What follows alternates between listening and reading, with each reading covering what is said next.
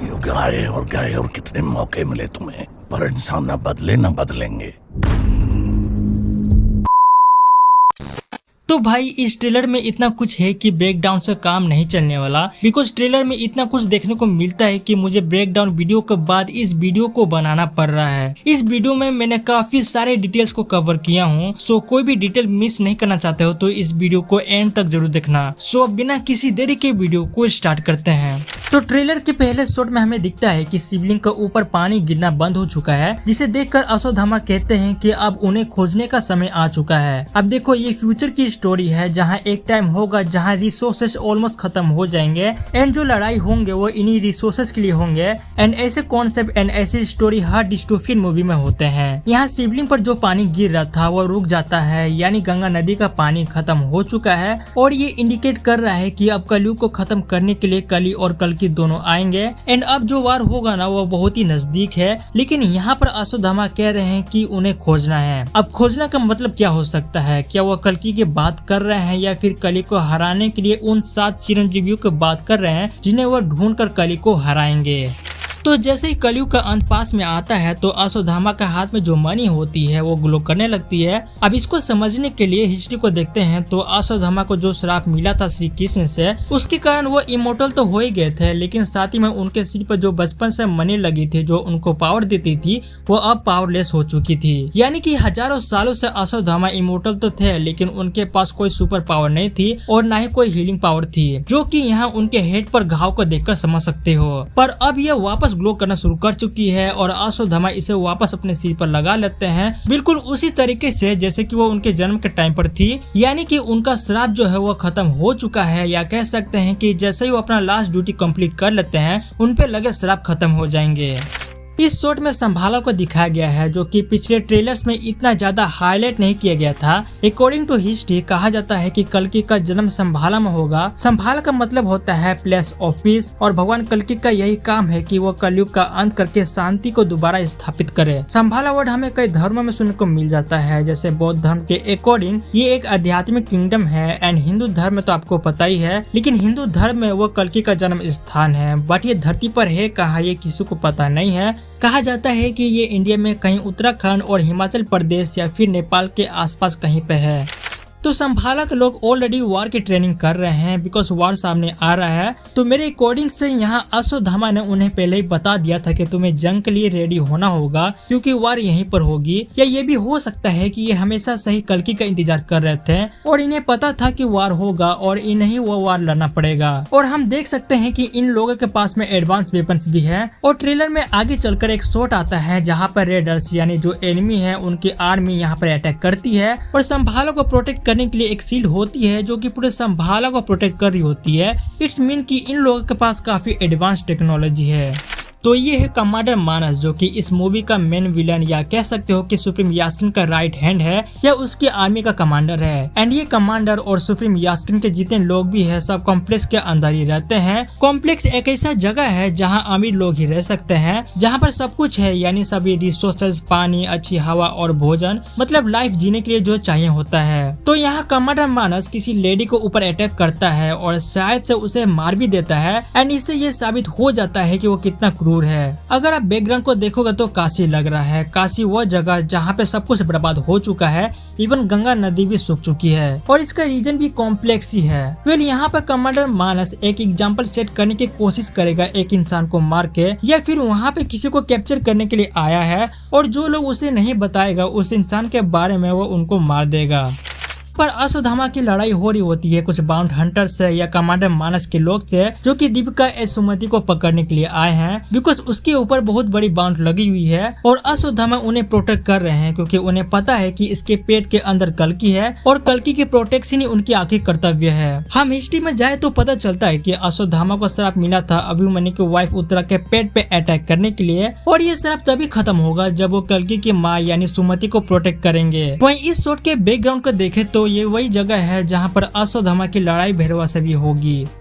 तो इस मूवी में भेड़वा का कैरेक्टर की पूरी कहानी यही है कि उसे अमीर बनना है। इसे अमीर बनने के लिए बाउंड लेनी पड़ती है किसी तरीके से कॉम्प्लेक्स का अंदर जाने के लिए, बिकॉज वो अच्छी लाइफ जीना चाहता है। वो हर एक सीन में दिखाई दिया है। अभी तक जितने भी ट्रेलर, ग्लिम्स या टीजर आए हैं सब में दिखा है वो अश्वत्थामा से लड़ता है ताकि वो दीपिका को या फिर सुमति को कैप्चर कर सके। वैसे अश्वत्थामा के पास तो सुपर पावर्स है तो नॉर्मल ह्यूमन टिक नहीं सकता, बट भेड़वा उनको अच्छी खासी टक्कर दे रहा है बिकॉज वो एडवांस टेक्नोलॉजी का यूज कर रहा है। उसके शूज में हमने देखे हैं कि थ्रस्टर की मदद से थोड़ी देर के लिए उड़ भी सकता है। तो ट्रेलर में ये महाभारत या फिर कुरुक्षेत्र वार का शॉट आता है और ऐसे काफी सारे शॉट इस ट्रेलर के अंदर है क्योंकि अश्वत्थामा की एक्चुअल कहानी यहीं से स्टार्ट हुई थी। तो कुरुक्षेत्र वाले वार में अश्वत्थामा नाम के भी एक हाथी था जिसको पांडव मार देते हैं ताकि वो द्रोणाचार्य जी को यानी कि अश्वत्थामा के पिताजी को धोखा दे सके। उस हाथी को मारने के बाद ये लोग जोर जोर से शोर मचाते हैं कि अश्वत्थामा को मार दिया हमने, अश्वत्थामा को मार दिया। ये सुन के द्रोणाचार्य जी दुखी और टूट जाते हैं और यही मौका होता है पांडवों के पास में उनका वध करने का। तो हाँ, ये सब कुछ भगवान श्री कृष्ण जी का ही प्लान था द्रोणाचार्य जी के लिए। लेकिन जब अश्वत्थामा को पता चलता है कि ऐसे छल कपट करके द्रोणाचार्य जी को मारा गया तो वो बहुत ज्यादा गुस्सा हो जाते हैं और इस गुस्से में उन्होंने बहुत सारी गलत चीजें कर दी थी, जिसमें से एक गलत चीज कर दी थी उत्तरा के घर में ब्रह्मास्त्र से अटैक करना ताकि वो उनके अनबॉर्न बेबी को मार सके। और उस अनबॉर्न बेबी का नाम था परीक्षित, जिसे भगवान श्री कृष्ण ब्रह्मास्त्र अटैक के बाद रिवाइव भी कर देते हैं। बट इस बात के लिए अश्वत्थामा को श्राप भी मिल जाता है। यहाँ पर ये शॉट क्लियर नहीं दिखाई दे रहा है। यहाँ पर एक आदमी है जो अश्वत्थामा को इस कदर पुश कर रहा है या जो इम्पैक्ट दे रहा है कि अश्वत्थामा के साथ साथ हाथी भी पीछे की ओर पुश हो रहा है। वो अकेला खड़ा है और बाकी सारे लोग मारे जा चुके हैं, वो इतना ज्यादा ताकतवर है। अब महाभारत तो यही कहती है कि अश्वत्थामा को भीम नहीं मारा था और मेरे अकॉर्डिंग भीम में इतनी ताकत है कि वो एक साथ इतने सारे लोगों से लड़ सकता है। तो हाँ, मेरे ख्याल से इस मूवी का अंदर भीम का कैमियो भी होने वाला है। अब ये नहीं पता है कि कौन प्ले करेगा। आपको क्या लगता है इस कैरेक्टर को प्ले करने वाला कौन एक्टर होगा? Comment below. तो हमें दिखाया जाता है सुप्रीम यास्कीन जो कि किसी तरह के कैबिनेट के अंदर बैठा हुआ है। यहाँ पे और भी कैबिनेट है जिनमें से 2 कैबिनेट में लोग हैं बिल्कुल उसी तरीके से कॉन्शियस पड़े हुए हैं जैसे कि एक बच्चा होता है अपनी माँ के गर्भ में। तो असल में यहाँ क्या चल रहा है, सुप्रीम यास्कीन क्या कर रहा है ये बताना मुश्किल है, लेकिन अगर आप उसकी पीठ पर नजर डालोगे तो वहाँ पर कुछ ट्यूब जा रहे हैं उसकी पीठ से सीधा पानी के अंदर। मे बी वो कहीं से एनर्जी ले रहा है या लाइफ सपोर्ट में हो। वेल जो भी हो, सुप्रीम यास्कीन को जिंदा रखा है, यानी कि वो मेरे ख्याल से काफी ज्यादा समय से जिंदा है। मे बी वो अमर होना चाहता है इसीलिए उसे कल्कि की जरूरत है। वैसे मेरी ये थ्योरी कितनी सही और कितनी गलत होती है वह 27 जून को ही पता लग जाएगा।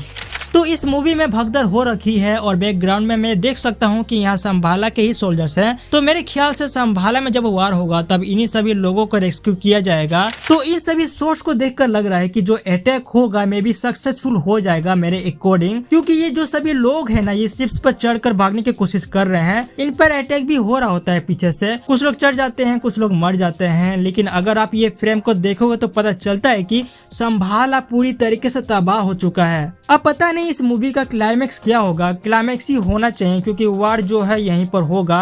अब देखना है कि संभाला में कल्कि का जन्म कैसे होगा अगर संभाला ही तबाह हो चुका है तो ये सीन बहुत ही इम्पोर्टेंट है क्योंकि सुप्रीम यास्कीन का पूरा प्लॉट यहीं पर छिपा है। यहाँ पर बहुत सारी कैबिनेट दिखाई दे रहे हैं, इनके अंदर प्रेग्नेंट लेडीज है जिन्हें कैद करके रखा गया है एंड ये कॉम्प्लेक्स के अंदर हो रहा है। यहाँ कुछ भी होगा तो यास्कीन को पता चल जाएगा। ऊपर से कुछ तो कुछ हो रहा है उन औरतों के साथ ताकि वो जिंदा रह सके। और नोटिस करने वाली बात ये है कि यहाँ पर दीपिका और बाकी की और भी कुछ औरतें हैं जो कि ये सब चीजें होते हुए देख रही होती है और यहाँ पर कुछ दर्दनाक होता है जो देखकर दीपिका यहाँ से भाग जाती है। वेल ये भी एक प्रोबेबिलिटी है कि जब दीपिका यहाँ से भाग जाती है तो शायद उसे पता नहीं होता है कि वो प्रेग्नेंट है, उसके पेट में कल्कि है।